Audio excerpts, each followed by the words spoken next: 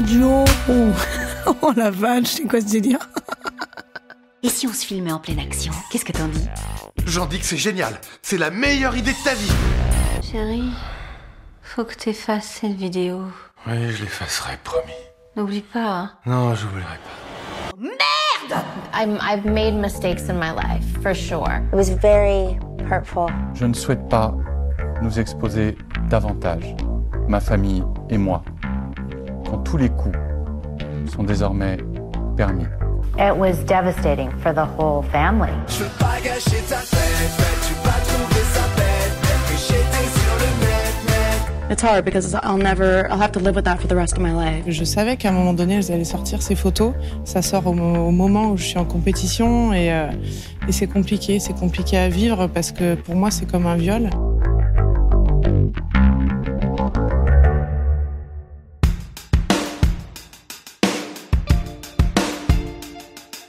Comme la plupart des garçons qui ont été adolescents entre les années 90 et 2000, j'ai assisté en direct à la révolution de l'accès aux images qu'on qualifiera pudiquement d'explicites, c'est-à-dire sexuelles, pour être clair. En un claquement de doigts, on est passé des VHS et des magazines à Internet. Je vous laisse imaginer le choc culturel. Mais une chose cependant n'a pas varié, outre l'hétéronormativité galopante de ces industries, c'est le fait de voir surgir régulièrement des images volées, des images de célébrités, souvent captées dans leur intimité et diffusées massivement. De la VHS donc de Pamela Anderson aux vidéos de Paris Hilton, le mécanisme était le même. Et la sextape, puisque c'est le terme consacré, a été et est encore une figure récurrente de l'espace médiatique au sens très très large. Mais d'où elle vient, cette fascination pour les sextapes? Comment s'est-elle construite? Et qu'est-ce qu'elle cache au-delà de nos tristes réflexes voyeuristes? C'est ce que s'est demandé pour nous ma camarade Juliette Livartowski, et elle va tenter de percer le temps de 2 épisodes, le mystère de la sextape. Je suis Thomas Rozek et vous écoutez Programme B.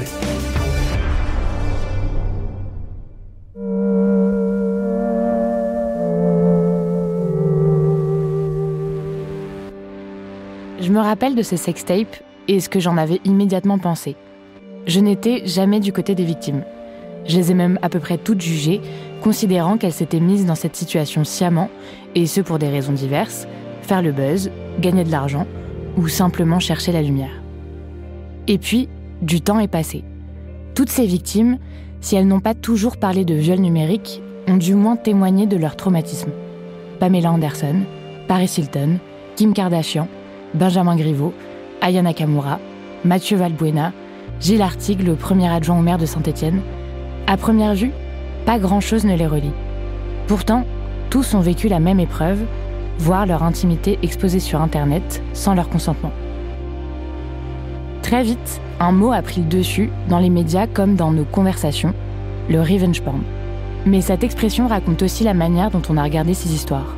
Parce qu'en parlant de revanche, on suppose qu'il y aurait quelque chose à venger, qu'il y aurait une faute, que la victime aurait trahi, et que l'auteur de la diffusion n'aurait fait que réparer une injustice. Sauf que ces histoires ne sont pas des histoires de vengeance, ni même des histoires de porno.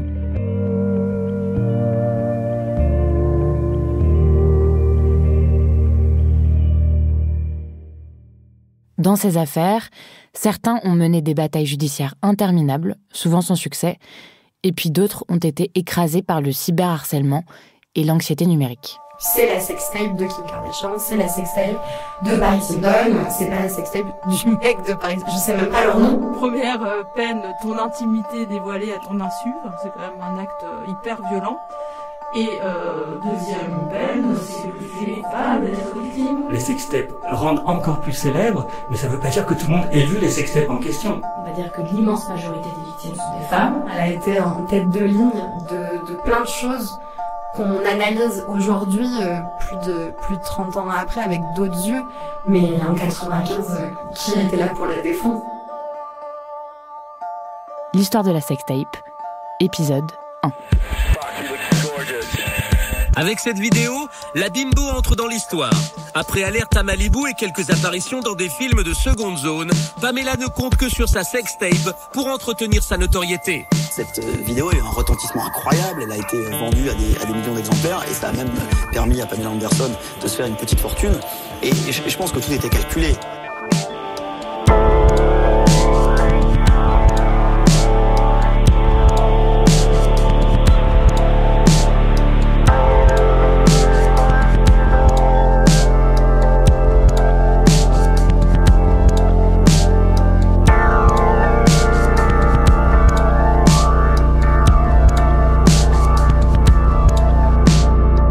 L'enjeu majeur de cette époque-là et de cette affaire-là particulièrement, c'est que c'est une punition méritée pour elle. Pauline Ferrari, journaliste indépendante spécialisée en nouvelles technologies, questions de genre et culture web. C'est-à-dire que on est un peu dans la trajectoire classique de ce à quoi s'attendent à la fois les médias, et notamment les médias à scandale, et d'autre part le public, sur l'avenir quelque part de Pamela Anderson. C'est une jeune actrice qui a posé à moitié nue pour Playboy. Elle passe sa vie en maillot de bain dans la série Alerte à Malibu. Elle a une poitrine imposante. Elle a une image hyper sexualisée de bimbo, blonde et cervelée aussi, parce que ça va avec, dans l'imaginaire collectif. Et donc du coup, le fait qu'il lui arrive ça, on se dit pas « Ah, la pauvre », on se dit « Ah, on était sûr que ça allait arriver », ou en tout cas, ça fait partie un peu du perso, voire il y a un truc de bien fait pour elle. Il y a vraiment cette volonté de trouver quelque chose pour la faire tomber, cette jeune fille-là. Surtout quand tu regardes un petit peu les archives de l'époque, c'est une jeune fille qui a envie de devenir actrice, qui est particulièrement sympa avec les médias, qui est très gentille, qui répond à toutes les questions, y compris les questions très gênantes, très sexualisées, très embarrassantes. Et en fait, il n'y a pas moyen de pouvoir la piéger autrement, et là c'est l'occasion parfaite. Et bien sûr que dans des rôles très stéréotypés de genre, au final, son époux est juste quelque part cette image de Don Juan. Il a des exploits sexuels à tel point qu'il se filme, et donc waouh, il est impressionnant. En plus, lui, il a cette image de il fait partie d'un groupe de rock. C'est vraiment le sex, drogue and rock'n'roll, quoi. Là où elle, c'est juste la chute d'une bimbo. Et déjà dans les années 90, comme bien avant et bien après, pour les femmes connues et pour les femmes tout court, il n'y a que deux voies, soit la sainte, soit la pute, et elle tombe dans cette deuxième catégorie.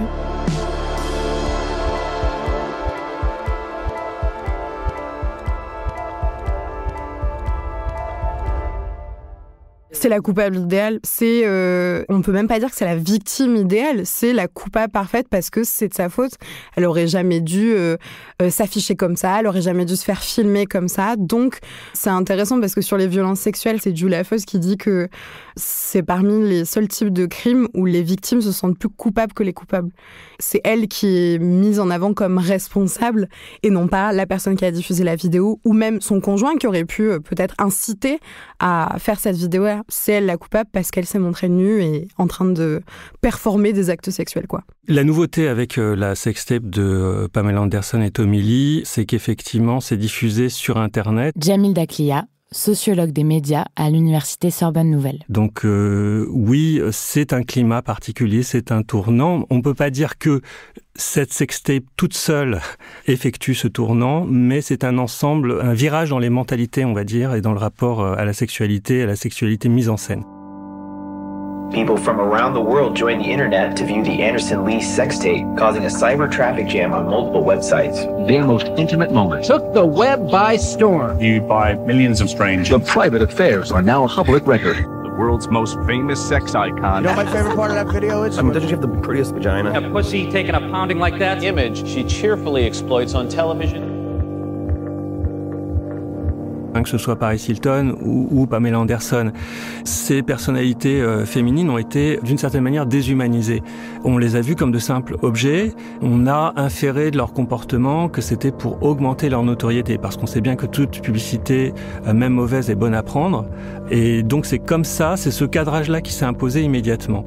Et on n'a pas vu les coulisses en réalité de ce qui s'était passé, et on n'a pas été choqué non plus par le traitement médiatique par la suite.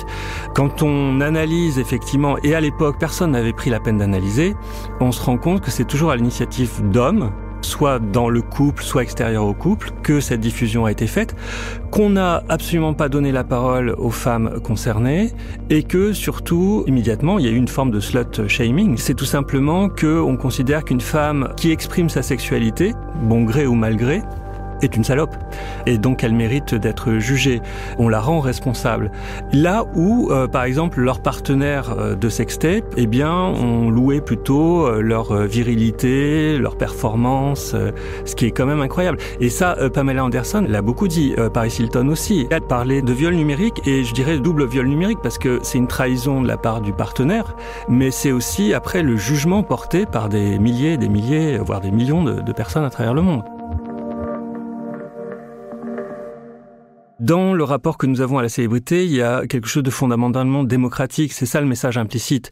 C'est-à-dire que leur célébrité, elle est extrêmement fragile. En réalité, elle peut être défaite en un instant. C'est vraiment l'affection qui leur est portée ou la curiosité qui leur est portée par le peuple. Et la conséquence en est que ces célébrités, finalement, ne s'appartiennent plus. Et ça se traduit vraiment dans le cas des sextapes. Le sentiment commun, même s'il n'est pas forcément formulé, c'est que elles appartiennent à la communauté et qu'elles n'ont pas de voix au chapitre, en réalité. Elles sont célèbres, c'est la rançon du succès. Et donc, ce que ça dit, c'est à la fois positif et négatif. Ça dit que personne n'est finalement supérieur aux autres, que nous sommes tous sur un même pied d'égalité. Mais ça dit aussi que quand on est en position de pouvoir ou de célébrité, on peut tout subir finalement, même des formes de violence. En fait, ce qui s'est passé, c'est si aujourd'hui on a changé de regard sur ce phénomène des sextapes, c'est que entre-temps, il s'est produit MeToo. Et que on est vraiment beaucoup plus attentif, beaucoup plus conscient des mécanismes patriarcaux qu'il y avait derrière ce type de phénomène. Mais si effectivement aujourd'hui on regarde ces affaires différemment, il n'empêche qu'on conserve des biais assez genrés selon que la victime est une femme ou un homme. Quand la vidéo de Benjamin Griveaux, à l'époque candidat LREM à la mairie de Paris, a fuité, on a parlé d'atteinte à la vie privée, de scandale politique, d'un homme trahi, victime d'un complot. Mais quand il s'agit d'une femme, c'est forcément du marketing ou de l'inconscience, comme si, au fond, elle l'avait un peu cherché. Autrement dit, pour une même violence, c'est-à-dire la diffusion d'images intimes sans consentement, le regard change radicalement. L'un est une victime digne, l'autre une coupable qui l'a bien méritée. Là où les femmes, il y a vraiment ce coup de couperet en mode elle l'avait bien cherché, on s'y attendait et tout. Pauline Ferrari. Les hommes, il y a un traitement un peu plus complexe. Dans certains cas, il va y avoir un truc d'essayer d'expliquer qu'en fait, ils se sont fait piéger par des femmes. Donc ça réactive aussi des narratifs très misogynes, surtout quand on parle d'hommes qui ont une certaine notoriété, qui ont un capital financier, on va dire, assez important, notamment des joueurs de foot. Cette idée que c'est forcément des femmes qui ont fait fuiter ces photos, forcément pour l'argent, ça perpétue aussi une espèce de narratif chez certains hommes et certains jeunes hommes que faut se méfier de toutes les femmes, etc.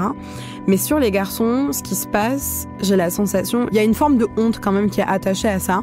On peut pas dire que les hommes qui sont victimes de cette divulgation d'images sont encensés en mode waouh, incroyable, on a vu ses parties génitales. Mais il y a beaucoup plus de jugement sur le physique. Le nombre de fois où on a parlé de la taille de l'appareil génital de Benjamin Griveaux, c'est incroyable. C'est difficile de faire une photo avec Benjamin Griveaux parce qu'à chaque fois il disait non. Si vous la voyez arriver. Oui, mais trop tard, elle est lancée. Oui, alors il disait attention, le petit oiseau va sortir, et finalement le petit oiseau sortait, donc la photo n'était pas réutilisable. Enfin, petit oiseau, on n'était pas sur du colibri, on était plus sur du cacatoès, du perroquet, du Sénégal.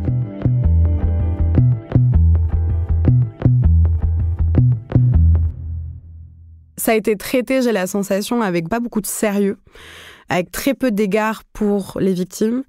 Mais là où les femmes, elles sont culpabilisées direct, chez les hommes, j'ai la sensation qu'il y a un traitement de l'opinion publique et médiatique comme il est vraiment trop bête, il s'est fait piéger. Benjamin Griveaux, il y avait un peu ça, c'est mais qui fait ça? Qui envoie des photos de lui en train de se masturber à sa copine? Tout le monde.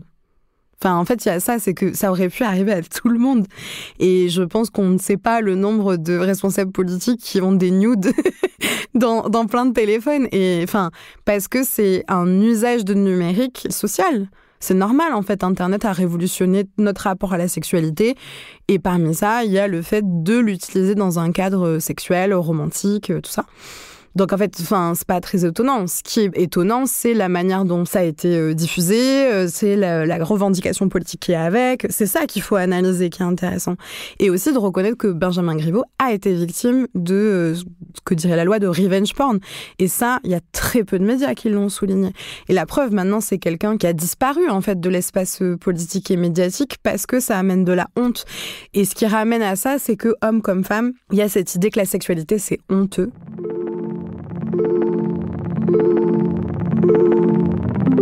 Ce que je trouve intéressant avec Griveaux, c'est que il en a payé de sa carrière d'une certaine manière. Bérengère Stassin, maîtresse de conférences en sciences de l'information et de la communication. Mais j'ai pas entendu beaucoup d'insultes. Il s'est pas fait taxer d'homme facile ou, j'imagine que l'impact sur sa vie, je sais pas, je me doute que même pour un homme, ça doit pas être facile à vivre du jour au lendemain, ta sexualité soit exposée comme ça. Mais à aucun moment on a remis en question ses mœurs, sa respectabilité. Dans le cas de Benjamin Griveaux, il y a une attention particulière des médias dits de référence. Jamil Daklia. Parce qu'en fait, on a la collision entre deux univers, entre deux économies de la grandeur. Il y a d'un côté l'économie, on va dire people, où ce qui compte, c'est la beauté, la morale, la richesse éventuellement, et qui sont des critères d'évaluation. Et puis, il y a le côté politique, l'économie politique de la grandeur, où là, ce qui compte, c'est ce que les politiques font dans l'intérêt général pour faire évoluer la société. Et il y a un télescopage qui se produit avec l'épisode de ces images sexuelles de Benjamin Griveaux qui sont diffusées via Internet.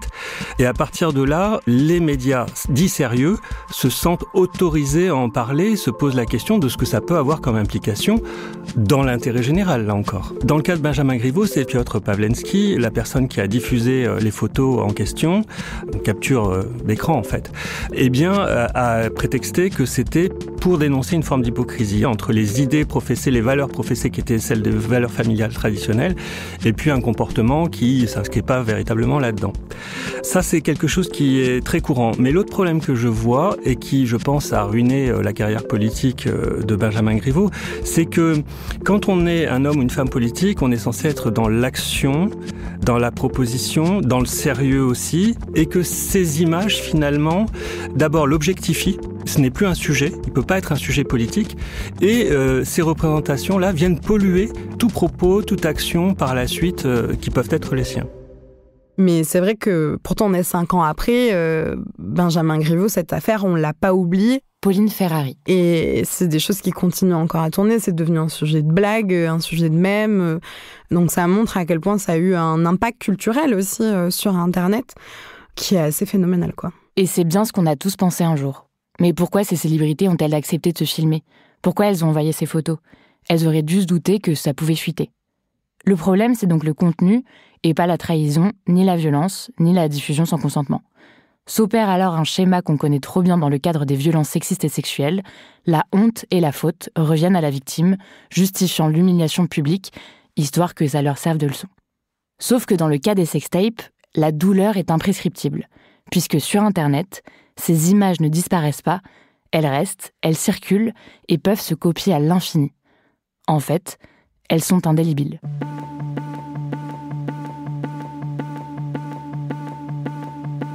Un exemple que je donne toujours, qui est devenu un cas d'école, Orman Odou. Bérengère Stassin. Grande nageuse française qui, en 2007, envoie une série de photos intimes à son petit ami ou son ex-petit ami de l'époque.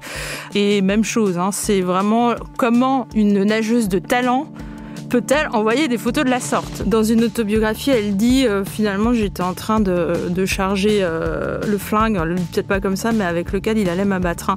Et ce qui est intéressant, c'est que 10 ans après, Booba, dans une chanson intitulée Salside, cite « Tu vaux rien comme un selfie de la chatte à l'Orman Odou ». Et là, c'est intéressant parce que deux possibilités. Tu te souviens de cette histoire parce que voilà, tu avais déjà un certain âge en 2007, donc tu peux te dire « Ah oui, c'est vrai, je me souviens ». je vais regarder sur Google s'il y a encore des... Voilà, et on sait très bien que le web n'oublie pas et que à partir du moment où X personnes font la même requête dans la même journée, les photos ressortent.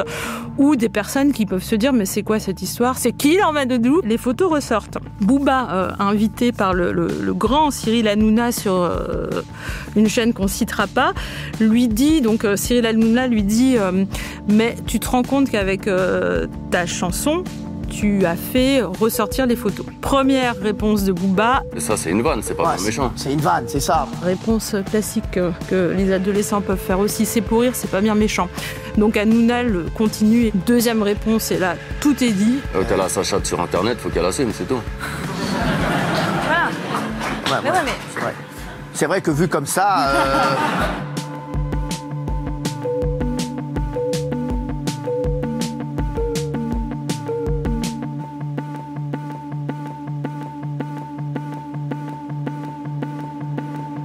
Le gros souci, c'est que 10 ans après, alors que cette histoire est derrière elle, elle est passée à autre chose. On n'en parle plus, elle continue sa vie, etc. Elle est à nouveau, d'une certaine manière, victime de cyberviolence, de cyberharcèlement, parce que c'est reparti, oui, mais...